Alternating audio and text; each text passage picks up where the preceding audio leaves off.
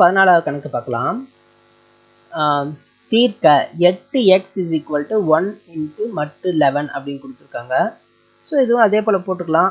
இந்த கன்கரன்ஸ்ன்றதை நம்ம ஈக்குவேஷனாக மாற்றிக்கலாம். அதாவது 8x இந்த 1 இந்த பக்கம் வந்தால் -1 = மட்டு n 11n அப்படின்னு எடுத்துக்கலாம். ஓகே, இப்போ நமக்கு என்ன வேணும்? எக்ஸோட மதிப்பு வேணும். சரியா? ஓகே, 8x = 11n + 1 அப்படின்னு எழுதிக்கலாமா? ஸோ x = 11n + 1 / 8 அப்படின்னு எழுதலாமா? ஸோ என்னோட வேல்யூ என்னென்னலாம் இருக்கிறதுக்கு வாய்ப்பு இருக்குது பாருங்கள். இது வந்து 8ஓட மடங்காக இருக்கணும்.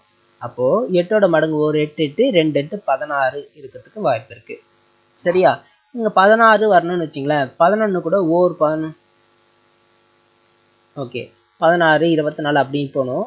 இங்கே என்னோட மதிப்பு நம்ம ஒவ்வொன்றா செக் பண்ணி பார்க்கலாம். ஓர் 11 11 எண்ணுக்கு 1ன்னு அப்ளை பண்ணோம்னா ஓர் 11 11, 2ன்னு அப்ளை பண்ணோம்னா 22, 3ன்னு அப்ளை பண்ணோம்னா 33, 4ன்னு அப்ளை பண்ணோம்னா 44, இப்படியே போயிட்டே இருக்கும். ஸோ நமக்கு எங்கே வந்து இங்கே 8ஓட மல்டிபிள்ஸில் வந்து முடியுதுன்னு பார்த்தோம்னா n = 5ன்னு அப்ளை பண்ணோம்னா 55 + 1 / 8, 55 + 1 வந்து 56/8 7 அப்படின்னு கிடைக்குது.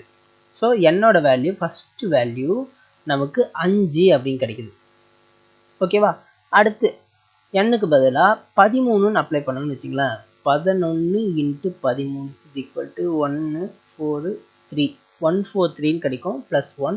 So 144 / 8 1 8 are 8 1 8 are 8 remaining 6 64 8 8 are 64ன்னு கிடைக்கும். ஓகேவா? அப்போ என்னோட மதிப்பு 5 13 இது கூட இன்னொரு 8 போட்டுங்க 21 இப்படியே இருக்கும். சரிங்களா?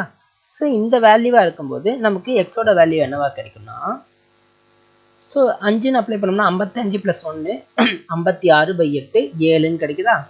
மறுபடியும் 13ன்னு அப்ளை பண்ணோம்னா 18ன்னு கிடைக்குதா?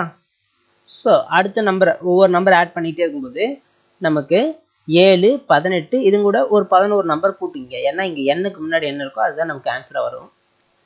ஸோ 11 கூட்டினா 29 இப்படி கிடைக்கும். ஸோ இதுதான் நமக்கு தேவையான எக்ஸோட மதிப்பு. இதுதான் தீர்க்க அப்படின்னு கேட்டிருக்காங்க. தீர்க்க அப்படின்னா தீர்வு கண்டுபிடிக்கணும். தீர்வுனா இங்கே இருக்கிற எக்ஸோட மதிப்பை கண்டுபிடிக்கணும். அதை கண்டுபிடிச்சாச்சு. Thanks for watching. Please subscribe our channel.